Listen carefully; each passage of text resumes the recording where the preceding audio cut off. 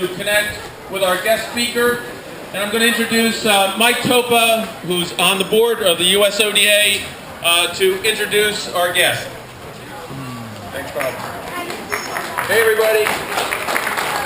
Nice sailing today. Nice job out there. We've got a really special guest speaker today. Some of you, a lot of you I know him. Some of you don't, so let me give you a little history. This person's won the America's Cup 3 times. He actually, he won it twice, lost it, and then won it back from Australia. He's a 28-time world champion. He's been Yachtsman of the Year 3 times. He's been on the cover of Sports Illustrated twice. And he's by far the best sailor I know, and one of the best sailors in this country, if not the very best.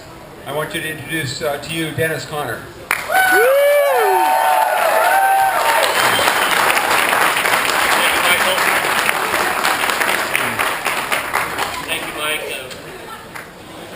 As you all know, Mike's a wonderful guy. I had a chance to compete against him last week in Antigua, and he told me that there was a special event going on where the 200 of the best sailors in America are going to be getting together.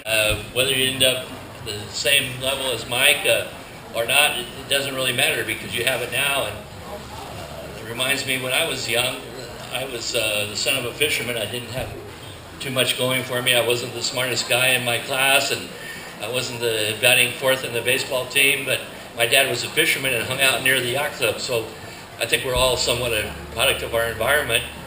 So I hung around the yacht club as a young guy, and I never had a boat, but I had my tongue out every time a boat was leaving, so I got to start going out with the people there at the yacht club, and the more I did, the better I got. And I think we all like to get a few attaboys on the back of your, that when you do something well, you appreciate it.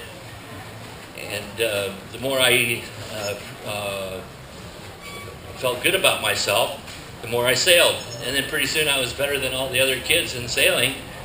It wasn't the case in school. I wasn't the best looking guy in the class, and I wasn't getting the best grades.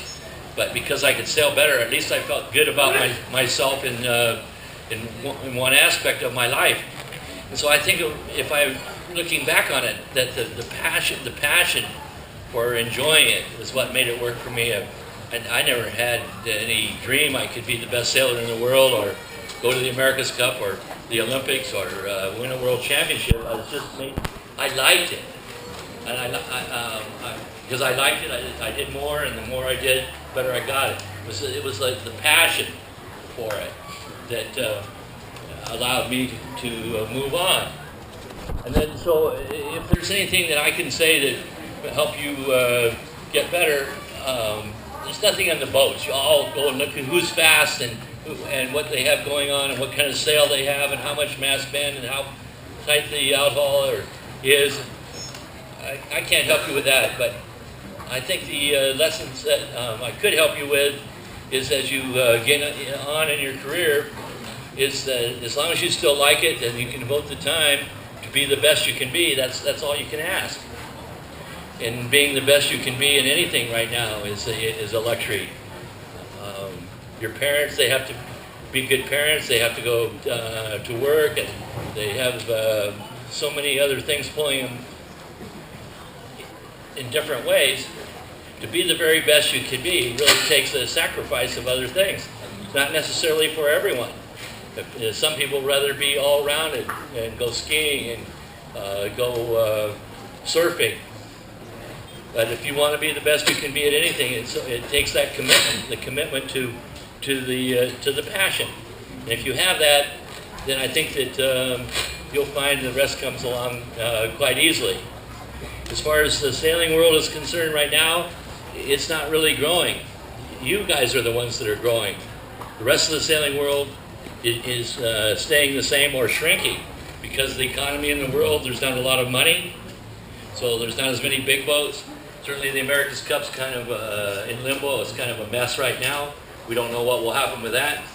And the other big boat sailing is stagnant, or it's going down.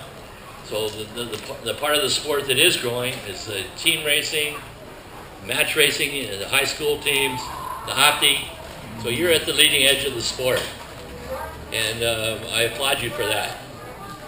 Just a quick note on the America's Cup. I can tell you that they're going to race a catamaran 70 feet long in San Francisco next year, September of next year. The defending country is the United States of America. The money is coming from a billionaire technocrat that owns Oracle software.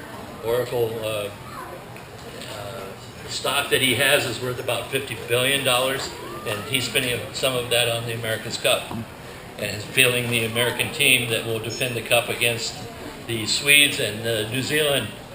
One of those two will win the trials and get to race against Larry Ellison and Oracle in San Francisco Bay, the best 5 of 9 in September of next year. The good news is that it will be exciting on TV. I think these boats, when you see these catamarans going along upwind at, I don't know, Michael, 25 or 30 knots upwind probably, which is 30 miles an hour. It's the same speed you're driving in your neighborhood. And then downwind, they could go 40 knots, maybe 45 knots, almost 50 miles an hour. And they could crash. There could be some accidents, and they'll be wearing their helmets, and there'll be some great TV footage involved.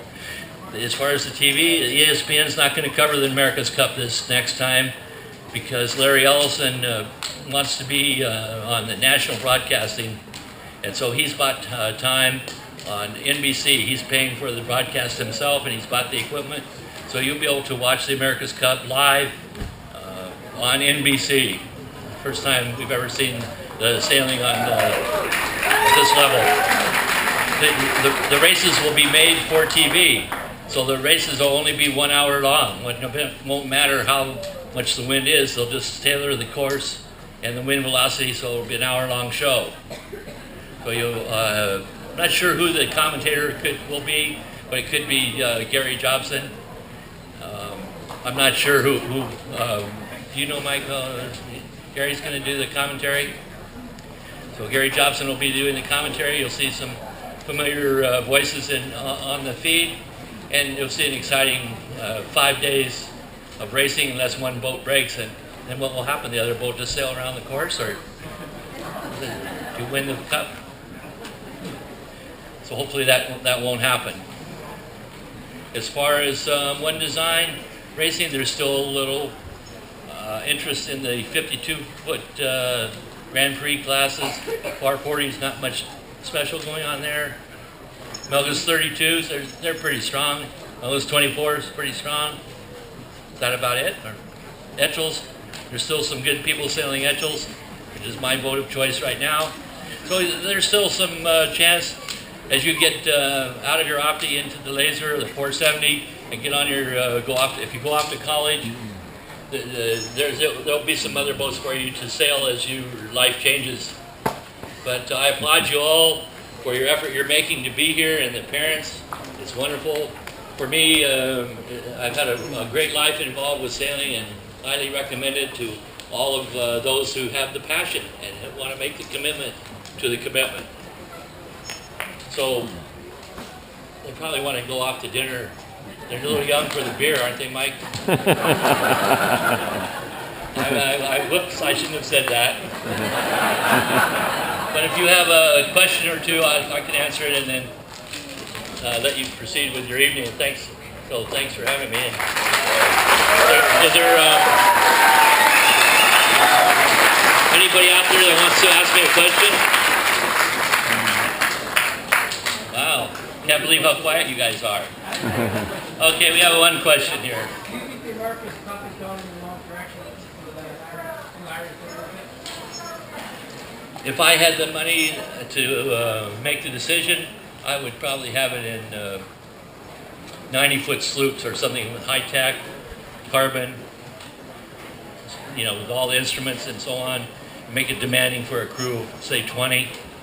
And I probably would try to institute some nationality part of it, because when I won Stars and Stripes, Jim Cavley's here, he and Michael, we're all Americans. But we loved America, and we were racing just as much for America as for ourselves. So I think the nationality added something to it. Instead of, you got Russell Coutts, he's New Zealand, now he's Swiss, now he's American. I mean, what is he? I mean, he's rich. We know he's rich. He's rich. But I'd like to see it in a standard monohull that maybe goes 14 knots upwind and 20 knots downwind with some physicality involved for the crew and teamwork, where you actually had to go out early and check the starting line and see which way the wind was going to shift. And it didn't just matter whether you survived or not going 50 knots. It's just I'm not saying it's bad, it's just a different sport. It's like, I don't know, NASCAR and Formula One. It's different.